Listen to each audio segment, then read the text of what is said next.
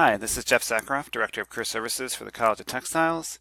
This is the second video in a series of tutorials on how to best use Epack. If you haven't already watched the first video on how to create your profile and upload your documents, I recommend you go back and start with that first video.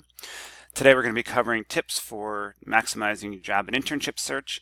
As always, if you have any questions at any point or get stuck, please don't hesitate to reach out to me or schedule an appointment so we can sit down and answer all your questions. Okay, so assuming you've already created your profile and uploaded your documents, you're now ready to begin searching for jobs and internships. You'll see here on the left, there's the link that says Epack Jobs. And so when you come in, a couple reminders about your search, which I'm going to skip over. You can read that and come to this part. So you'll notice there's a couple different tabs: jobs, recommended jobs, my favorite, and so forth. So we'll cover all of those. But let me begin with the most kind of common and simplest form of a search is really just a keyword search. So if we type in, let's just start with the word textiles, for example, and hit search, this is going to give me the jobs that were recently posted that have the word textiles in it. And you'll notice it'll tell you when the application deadline is, the job title, the company, and so forth. You'll also notice over here there's an option to sort. And what I recommend you do is if you click on that, I would sort on deadline. And this tells you when you need to apply for the job and when the deadline is. Once you find an opportunity that perhaps interests you, you can go ahead and click on it. And there you'll notice as you come down, it's going to give you lots of information about the position, what they're looking for, the employer background, the traits they want, and so forth. You'll also notice over here on the right, it'll tell you when it was posted, when the deadline is, and if you don't meet the criteria, it's going to tell you that your profile doesn't match. In this particular case, the fake account I'm using is not a textile student, so that's why the major doesn't match with what the employer is looking for. You'll also notice that there's contact information here. This is extremely important. Most employers will have their information here. This gives you the opportunity to reach out to the employer directly if you want to follow up, ask a question, get a status update on the position. So that information is really useful and important. So let's assume you've read the position, sounds great, you're excited, you want to apply. You click the apply button, this window will open and it'll take you to your resumes. This particular student only has one resume and one cover letter, so that's the one that's there. If you want to upload a specific one for this organization, you need to add new, and then it would appear here as well.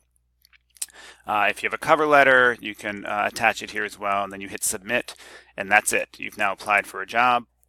What happens next is really up to the employer. You might get an email response asking you to sign up for a Skype interview or an on-campus interview or whatnot. But once you've applied, you're good to go.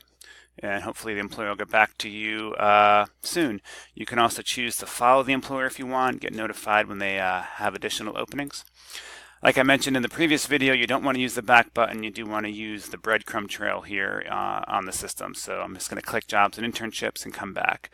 So let's try that again. I'm going to type in, I've been playing around a little bit. Let's put in fashion and hit search. And this will give me some new results. And again, here's a great example of maybe a job that doesn't really seem to fit with my search criteria. It could be the word fashion appears somewhere in this job description, and that's why it's showing up. Okay. So a couple other things I'm going to show you. Basically, everyone knows how to do a keyword search. If you come over here to advanced search, this is where you can get much more specific. And what I recommend is if you come over to majors and just click the textiles box and then done. If you want to narrow that down by internship or full-time, you certainly can. I would leave these things blank. And what this search will do, this will show me every job that's been posted recently for textile students. Now, if an employer posts a job and selects or indicates they're open to all majors, it will show up here in this search. If you want to exclude those jobs, I'm going to come back to where I just was, and if I click yes here, that means only jobs that have been specifically posted for textile students will show up. So let's refine that a little bit, and hopefully it'll take out some of those ones that don't fit. Okay. And again, you'll see here the name of the position. If you're not qualified, it'll tell you. But let me show you an example of that. If I click on this position, it says I'm not qualified, and it tells me all the reasons why. I don't have the major they want, don't have the grad date they want. However, let's pretend that I really feel like I am qualified, or maybe they have a GPA requirement that's a little bit higher than what mine is. The contact information's here. You can always reach out to the employer. Dear Mr. Forrester, I'm really interested in applying for the position at Chico's. Unfortunately, my GPA is a little bit lower than what you're looking for. Would you still consider looking at my resume, for example? And so that's, again, why that information is so important to have should you want to reach out to an employer who maybe you miss a little bit, come on under the radar in terms of being a candidate they makes their criteria. Again, these are the skills they're looking for. This would match with your profile if you filled that out. So I'm going to go back again.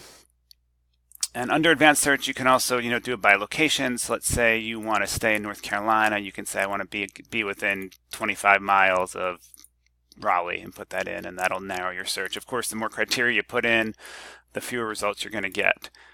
So I'm going to come back and clear that. Under recommended jobs, this is a really nice feature. However, it's a double-edged sword. I don't want you to get too reliant or dependent on just what shows up here.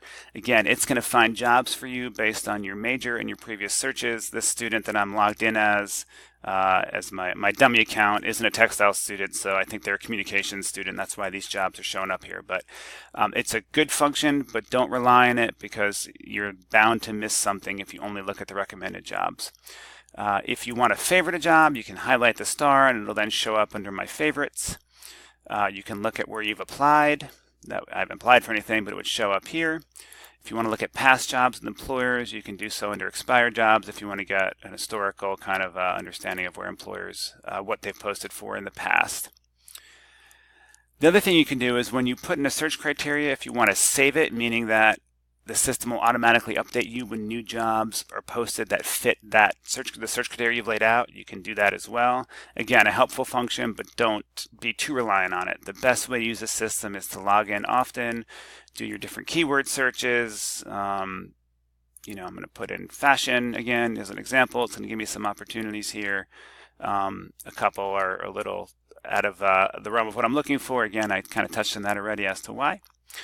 Those are kind of the high-level basic search functions that most students will have success with. Again, the key to Epack is using it consistently, and the more you do so, the better it's going to be for you. Okay, that wraps up how to do some basic searching. The next video, I'm going to cover how to research employers and contacts. So follow me to the next video. Thanks very much.